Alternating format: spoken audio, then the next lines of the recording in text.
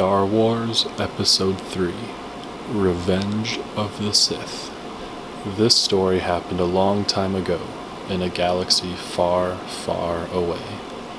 It is already over. Nothing can be done to change it. It is a story of love and loss, brotherhood and betrayal, courage and sacrifice, and the death of dreams. It is a story of the blurred line between our best and our worst. It is the story of the end of an age. A strange thing about stories. Though this all happened so long ago and so far away that words cannot describe the time or the distance, it is also happening right now, right here. It is happening as you read these words. This is how 25 millennia come to a close. Corruption and treachery have crushed 1,000 years of peace. This is not just the end of a republic. Night is falling on civilization itself. This is the twilight of the Jedi. The end starts now. This is happening as you read these words. Star Wars always opens with a direct address to the audience, as do so many folktales and fairy tales.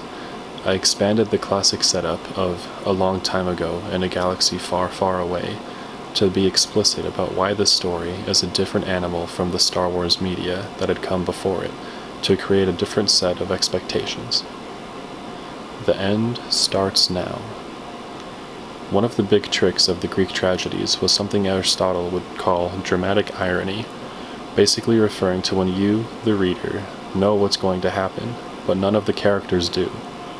Done properly, this technique transforms happy anticipation into creeping dread.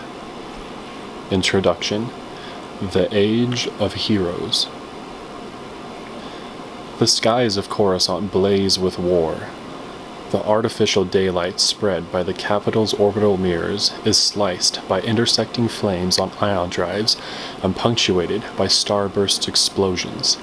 Contrails of debris raining into the atmosphere become tangled ribbons of cloud. The nightside sky is an infinite lattice of shining hairlines that interlock planetoids and track erratic spirals of glowing gnats. Beings watching from rooftops of Coruscant's endless cityscape can find it beautiful.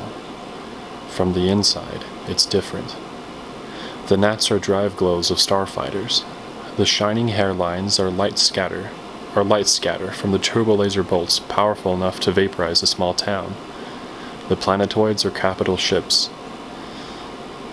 The battle from the inside is a storm of confusion and panic, of galvaned particle beams flashing past your starfighter so close that your cockpit rings like a broken annunciator, of the boot sole shock of concussion missiles that blast into your cruiser, killing beings you have trained with and eaten with and played and laughed and bickered with.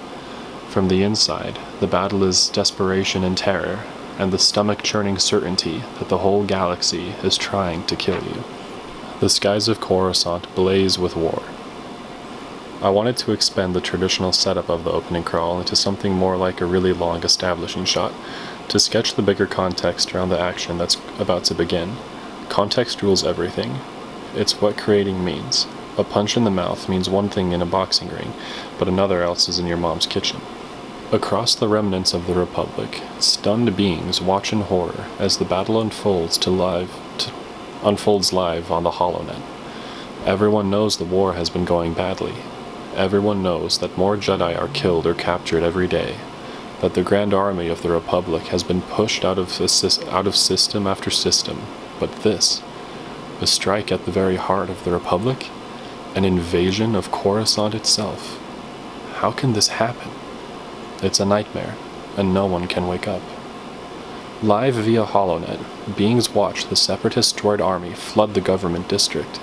The coverage is filled with images of overmatched clone troopers cut down by remorsefully powerful destroyer droids in the halls of the Galactic Senate itself. A gasp of relief. The troopers seem to beat back the attack. There are hugs, and even some quiet cheers in living rooms across the galaxy as the Separatist forces retreat to their landers and streak for orbit, We won, beings tell each other. We held them off.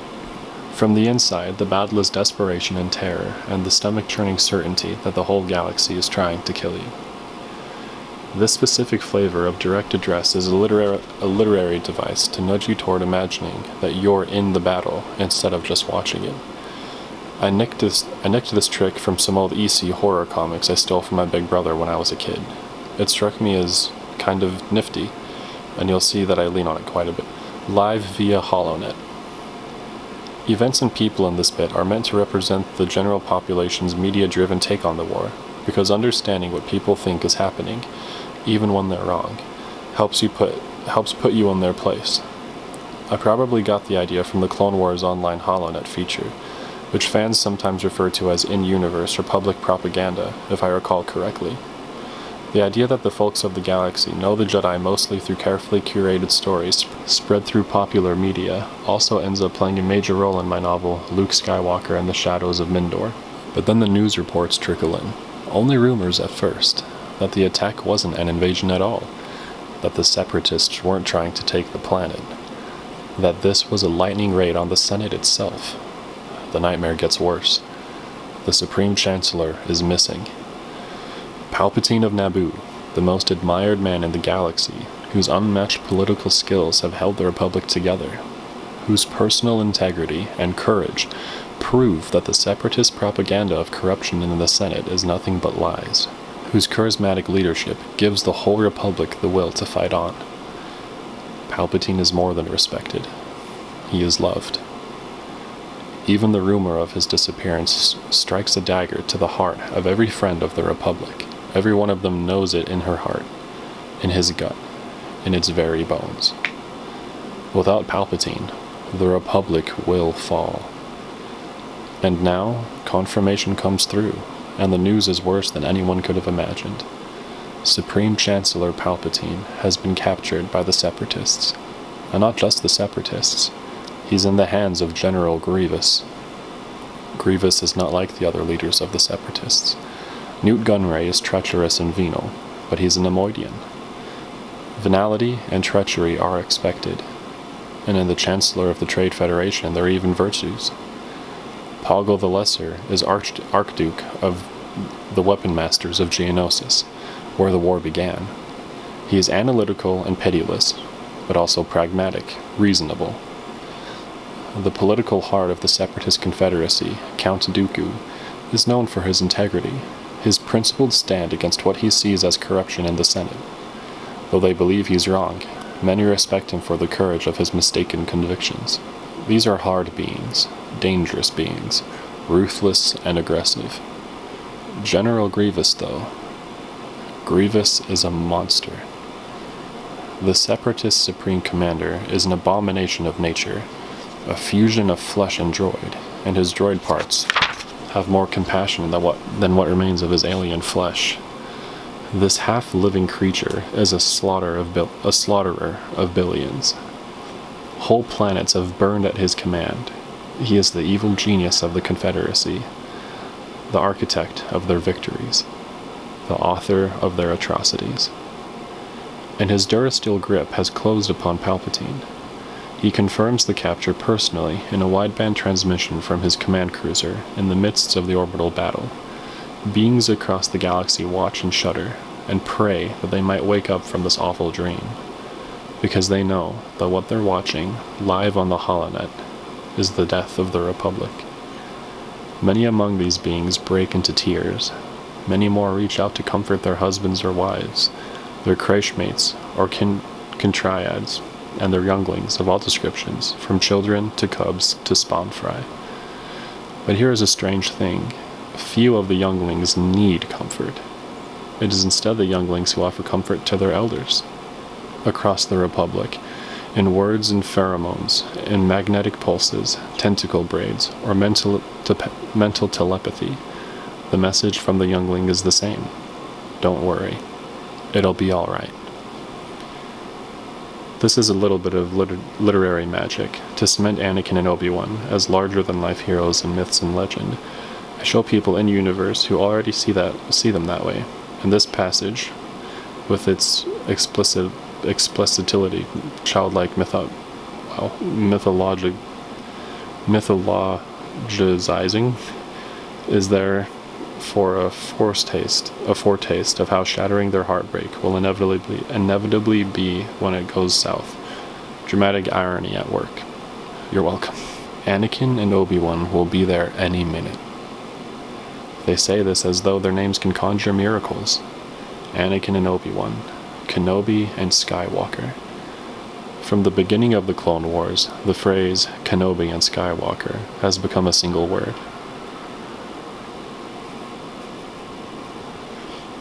I'm getting teary-eyed, I'm sorry.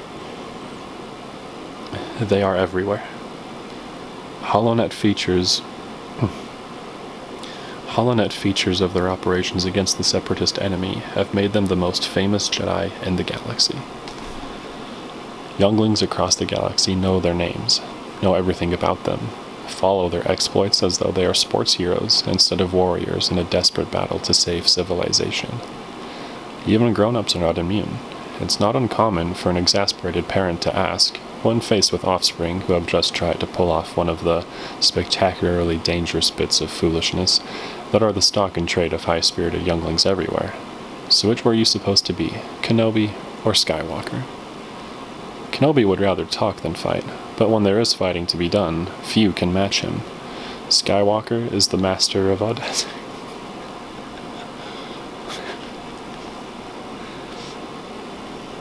This read-through might be a little tough because I weep quite a bit. Okay. Skywalker is the master of audacity. His intensity, boldness, and sheer jaw-dropping luck are the perfect complement to Kenobi's deliberate, balanced steadiness. Together, they are a Jedi hammer that had crushed the Separatist infestations on scores of worlds. All the younglings watching the battle in Coruscant Sky know it. When Obi-Wan and Anakin get there, those dirty Seppers are going to wish they'd stayed in bed today. The adults know better, of course. That's part of what being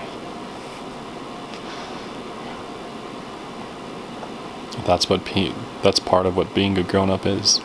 Understanding that heroes are created by the HoloNet, and that the real-life Kenobi and Skywalker are only human beings, after all. Even if they really are everything the legends say they are. Who's to say they'll show up in time? Who knows where they are right now? They might be trapped on some Separatist backwater. They might be captured, or wounded, or even dead. Some of the adults even whisper to themselves, they might have fallen. Because the stories are out there. Not on the HoloNet, of course. The HoloNet news is under the control of the Office of the Supreme Chancellor. Not even Palpatine's renowned candor would allow tales like these to be told. But people hear whispers. Whispers of names that the Jedi would like to pretend never existed. Sora Bulk, Depa Billaba, Jedi who have fallen to the dark, who have joined the Separatists, or worse, who have massacred civilians, or even murdered their comrades. The adults have a sickening suspicion that Jedi cannot be trusted. Not anymore. That even the greatest of them can suddenly just snap. The adults know that legendary heroes are merely legends, and not heroes at all. These adults can take no comfort from their younglings. Palpatine is captured. Grievous will escape.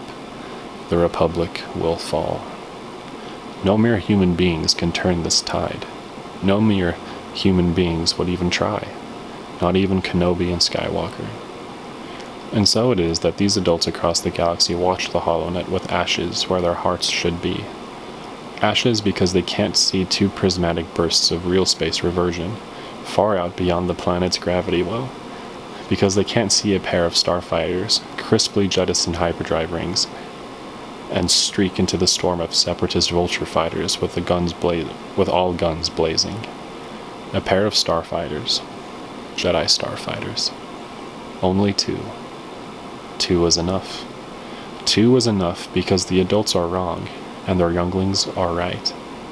Though this is the end of the age of heroes, it has saved its best for last.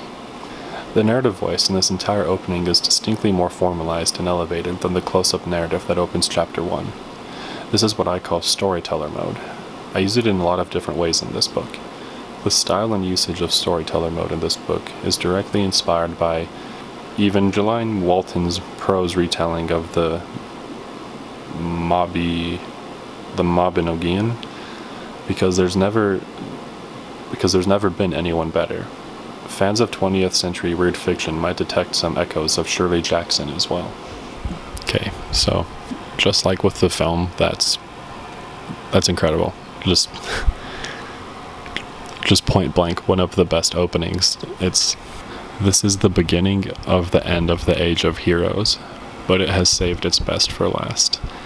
That's just so good. It's so good. And we might be in trouble, because I got teary-eyed quite a few times, and like had a hard time like not choking up just from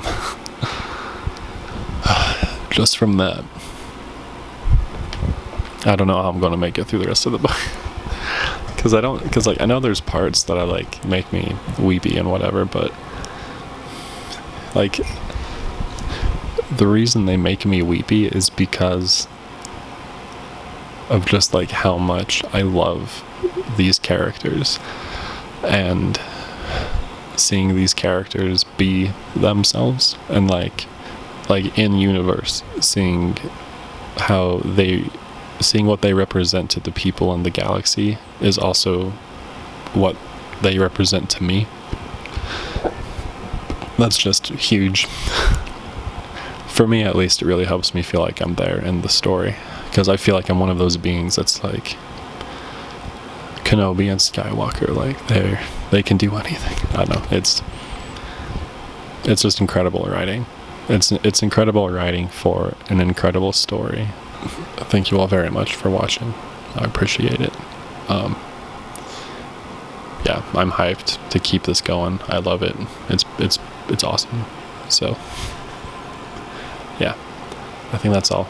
I'll talk to you guys in the next one. Bye.